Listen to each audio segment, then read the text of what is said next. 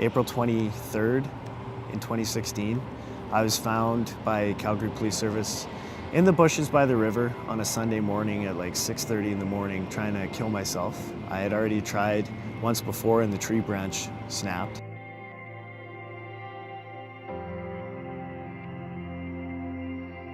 And I remember waking up in a pool of my own blood with the needle still stuck in my arm.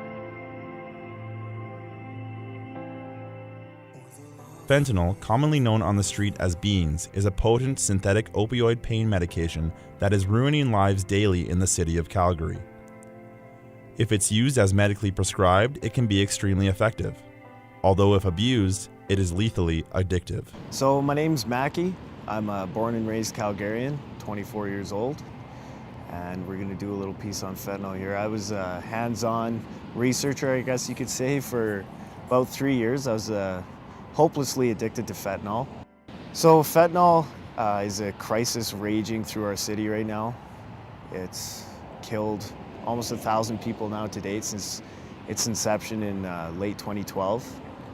But the biggest thing they're called in Calgary, as far as my knowledge goes, is beans. That's kind of what everybody was into when I was into it. Beans, beans, beans, beans. So 2012 is the first recorded overdose death from fentanyl. 0.4 to 0.6 milligrams of fentanyl can kill somebody, take them into basically apnea. It acts on the same centers in your brain that control breathing, and you basically suffocate to death. That feeling you get right before you go into a nap, that's what fentanyl feels like. It's incredibly relaxing, and that's what it's designed to be like. So as you can tell, that feeling right there, that's a pretty addicting feeling. And right away after that first pill, I spiraled into pretty much a hopeless, actually completely hopeless addiction. You know, I was suicidal by the end of it. I had absolutely no self-worth. I was completely ashamed of myself, of the things I had done to get fentanyl, of the things I had done in the relentless pursuit of my addiction.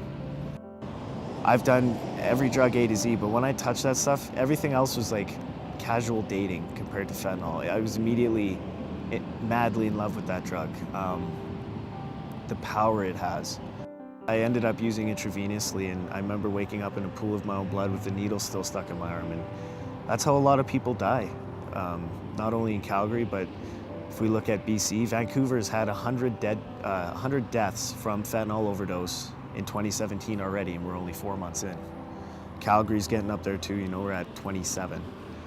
April 23rd in 2016, I was found by Calgary Police Service in the bushes by the river on a Sunday morning at like 6:30 in the morning trying to kill myself. I had already tried once before and the tree branch snapped. And they pulled me out of the bushes with, I was just about to put what's called a hot shot into my arm. It's a lethal dose of fentanyl. I had some Dilaudid or other prescription opiates in there too. And they dragged me out, and that's kind of when I found the treatment center that I decided to go to. It's called the Dream Center. So when I was doing pills, it was 100 to 200 times as strong as morphine, and now we have stuff that's 1,000 times as strong, and that's why we're seeing this huge spike in deaths, in my opinion. This year already we're on track. It's on track to be the deadliest year yet, right? And if you look at the stats, the deaths from fentanyl are climbing exponentially. They're doubling every year, right? And that's scary, you know? We sat down with Dr. Yamara of Alberta Health Services to get a medical perspective on the fentanyl crisis in our city. The big difference between pharmaceutical and non-pharmaceutical fentanyl is that when we give somebody a dose of fentanyl intravenously for management of acute pain, we know how much that patient receives because it's made by a pharmaceutical company that has good quality control practices, and we therefore know that when we give somebody 100 micrograms, we are actually giving them 100 micrograms. The non-pharmaceutical fentanyl that's made is made in what are called clandestine labs, which are often in basements or in garages or other non-sterile and certainly no quality control that is being provided. So the whole concept is that you have no idea how much you're getting when you put 10 pills in a row. Each of those pills could contain a different amount of fentanyl.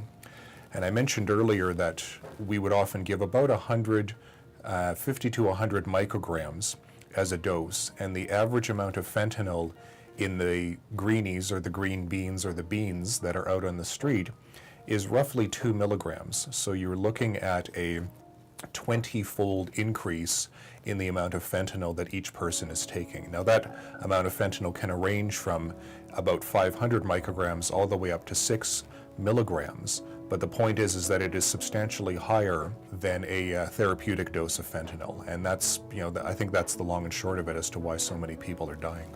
Sergeant Walker, a fentanyl specialist of the Calgary Police Service, explained to us why beans are causing more deaths than any other drug seen before.